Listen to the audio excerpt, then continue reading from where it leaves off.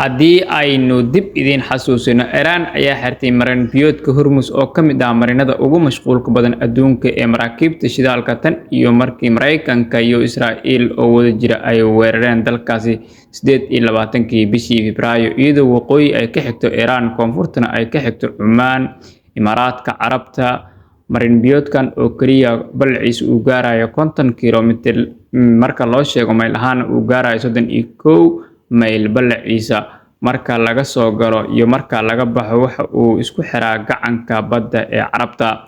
Sida caadiga ah, guud ahaan maraakiibta waaweyn waa in ay maraan marinkan in ka badan uusan gaaraynin balciisa 10 kiiloomitir. qiyaastii 20% shidaalka adduunka iyo gaaska dabiiciga ah ee dareeraha ee loo yaqaan LNG ayaa baddan mara marin biyoodkan, iyadoo shidaalka aysan ka imaanayn oo kaliya Iran laakiin sidoo kalena ay ka imaanayaan dalalka khaliijka sida Ciraaq, Kuwait, Qatar, Sacuudi Carabiya iyo Imaaraadka Carabta. Tan iyo bilowgii iska horimaadka, maraakiib badan ayaa lagu soo waramayaa in lagu weeraray aaggan. Hogaamiyaha cusub ee Iran ayaa Khamiistii sheegay in Iran ay sii wadi doonto isticmaalka qalabka xannibaadda ah ee marin biyoodkan. Ilaa 3,000 ama wax ka badan oo markab ayaa sida caadiga ah ka shareecda marin biyoodkan bil kasta. Sanadkii 2025, qiyaastii 20 milyan oo fuusto oo shidaal ah ayaa soo maray marin biyoodkan maalin kasta, waana qoto dheerida ku filan booyadaha saliidda ceyriin ee ugu waaweyn adduunka oo dhan, waxaana isticmaala shirkadaha shidaalka iyo gaaska waaweyn ee Bariga Dhexe iyo macaamiishooda. Qiimaha shidaalka adduunka ayaa kor u kacay kadib dagaalka. Saliidda ceyriin ayaa kor u kacday $100 fuusto kasta, ku dhawaad